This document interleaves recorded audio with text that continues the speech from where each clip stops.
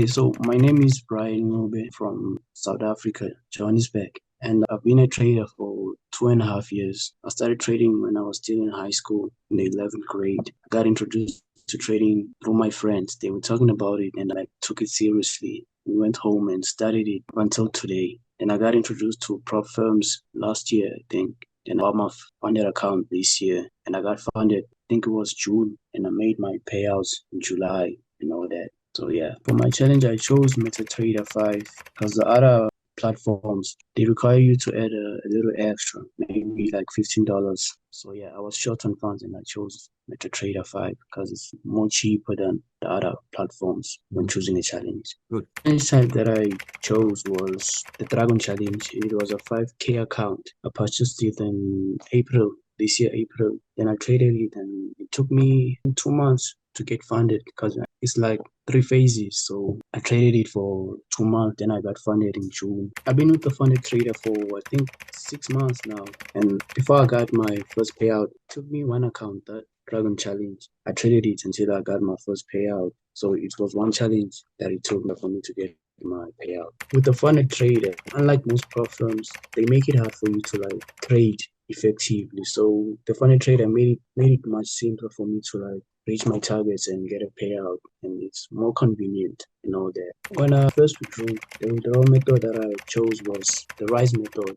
So like it took I think 3 days for my payout to reach me, and it was amazing by the way because after it reaches you, it's much easier for you to get your money to your bank and all that. Sometimes the rise method it decreases the time it takes to reflect your funds on your rise account. So yeah, it's an amazing experience. The withdrawal process. So since like the time period it takes for withdrawals to reflect is unstable, I think maybe if you can like reduce it to maybe single day withdrawals, or maybe like withdrawals take a single day to reach traders, I think that would be more appreciable to traders out there. Okay, so the biggest issue that I face is the news trading. They don't allow you to trade news events. So most of the time I miss entries because I get the entries before a news event and I end up missing them. So I think that's the number one challenge that I've been facing so far. But all in all, everything else is great. So the only problem that I faced was the news trading not being allowed. I think I'm a technical trader, but sometimes I do trade fundamentals. I think if you could like get a chat assistant, if you can improve that, traders could reach out more effectively when they have questions, inquiries, and all that they can be taken care of. So what you can improve is the chat assistant on your platform. Send a message to them. They don't reply or they don't give straight answers and all that. So if you can improve that, it will be more appreciated. I prefer private interactions because I don't have much social media. I don't use social media much, yeah. We meet most of the time on Mondays and Fridays. We have group meetings and all that. So that's when we trade as a group. We analyze the markets and execute trades and all that. I think two of us in the group. I think maybe like there's four of us in total, but two of us we use one strategy, then the others they use different strategies. When I was upcoming at the beginning, I was using like support and resistance, so it didn't work out for me. Then I chose to like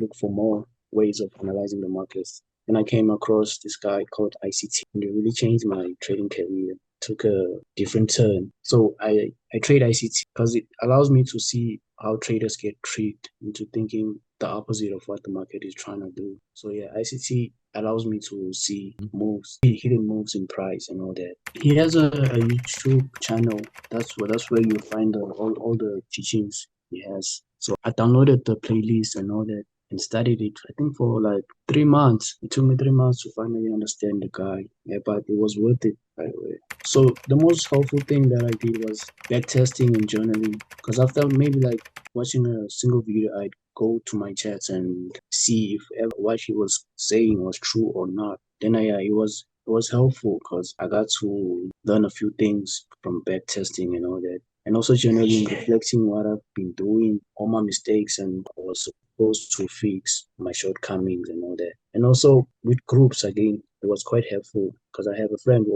also trades ICT. So we like come up with ideas on how we can attempt trading the markets and all that. So yeah, it was helpful to me. So when he teaches it, right, so it's more confusing. You have to adjust it in a way that you understand it on your own. So yeah, I had to adjust it and come up with a way that sits well with me. At first, since like beginners don't have experience and all that, they should copy it as it is, and as they grow in the industry, they should adjust it because the market conditions change all the time. So it won't always work exactly as they learned it. So they have to adjust it in a way that the experience shows them to. The biggest challenge in my journey, I think I spent the first year my journey like going from strategy to strategy. I didn't have a strategy that set well with me. So I was trying to learn everything there was about the markets, and it really affected my trading journey because I wasn't able to like stick to one trading strategy. So I'd end up being in loss all the time, end up blowing accounts and all that. And another issue was like I lacked funding big time. So I overcome the funding part by getting introduced to firms. Yeah, it really changed my life and all that. Because now I don't struggle with funds and all that. Yeah, I'm able to trade with bigger amounts of money through pro firms. So yeah, it has really changed my trading career. So the advice that I would give them is that trading is not a get rich quick scheme. You should put in the work required. You should sacrifice all your time and all your effort. You shouldn't like look at it as a way of getting rich quick and all that. You gotta put in the work. You have to endure everything, every hardship, no matter how hard it may seem. You gotta stick to it, and eventually you will be amazed of the results that you will get and put in the work and the time. Because it's really a life changer. This thing, trading, it's changing the lives I've seen out there and mine personally. So yeah, that's advice I'd give somebody who's new in the industry. The emotional barriers that traders face different. They vary from trader to trader. So each one of us has to find a way that works best for them. So the advice that I can give is that in order for you to like fight your emotions in this industry is to watch videos that maybe talk about psychology. And there's this guy that I know, I think his name is Mark Douglas on YouTube. He teaches ways of managing your emotions during trading and all that. So another way of avoiding emotions during trading is like having a plan and how much you risk and all that, all your strategies. If you like trade your plan, you won't worry much about the outcome and all that because you know that your plan is there to protect you and to protect your money and all that. And another way again is to like meditate. Meditating before you like enter the markets is quite helpful because it allows you to be at a state of ease with your mindset and all that. So you like when you enter the markets, you trade effectively and you don't find many hurdles. Yeah, so that's all. Every day when I'm about to trade, I wake up and I take a shower. Then I meditate and look at my plan, review my plan, and what I look for in the market. Then in the morning, I trade the London session. Then I look for a setup during the London session. After getting a setup, maybe it's a losing setup or a winning setup, I stop. Then I wait for the coming session, which is at noon here in South Africa, the New York session. When it comes, I then go back into the markets and look for other setups, review my plans and all that, and working on my psychology. So that's how my routine goes. Yeah. When it comes to journaling, every day after my trading day, I have a book whereby I record all my losses and profits and the reasons why I entered the trade and why I exited and how my state of mind was during that time. So I write it all down every day after a trading day. Then I review it on weekends and see where I lag and where I should fix my shortcomings and all that. And also when it comes to generating to backtesting, I mean I backtest during the weekends, Saturday and Sundays. So when I backtest, I backtest the previous week.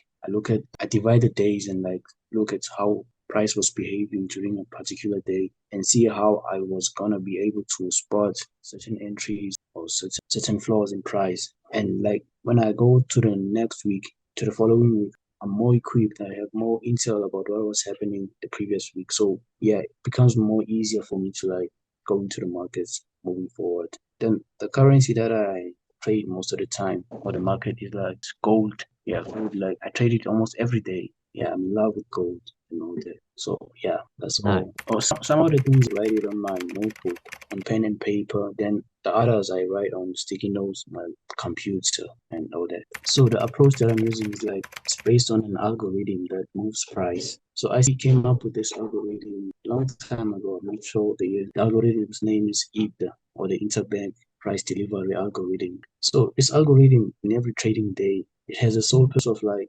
making sure that traders don't make money at all or don't make money easy. And so IC came up with ways of like spotting how this trader manipulates, how this algorithm manipulates traders and all that. So when I wake up every day, I mark out certain levels in price because we deal with time and price. So look at what price is doing at a certain time. For example, when I want to trade the London session, I look at the times 2 a.m. and 5 a.m. The time frame is called the ICT, London Open Kill Zone. So that's when you spot manipulations in price. And for entries, we want to be buying where other traders are selling.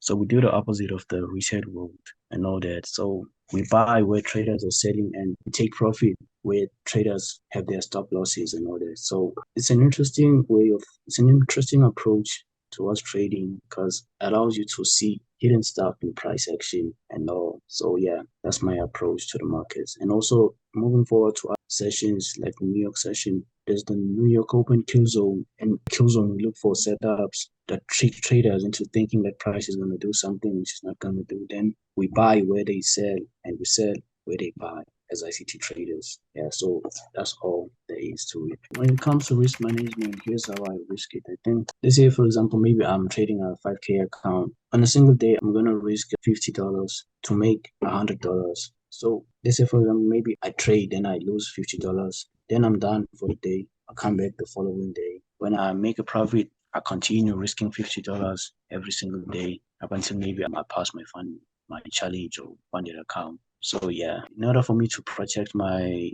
capital is to know when to stop trading. Whenever like my daily risk has been breached, I stop trading. Then I give the following day a chance, a shot, and all that. So yeah, that's how I manage my risk and all that. So discipline, I wasn't actually a disciplined trader back then. I wanted to risk everything.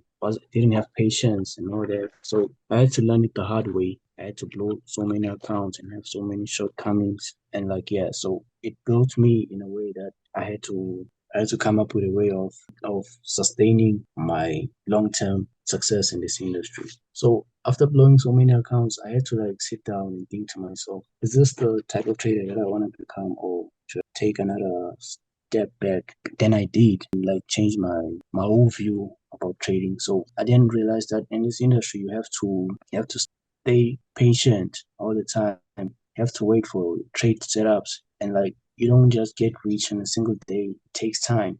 Generational wealth builds through a long period of time. So yeah, I had to understand those principles the hard way through blowing accounts and yeah.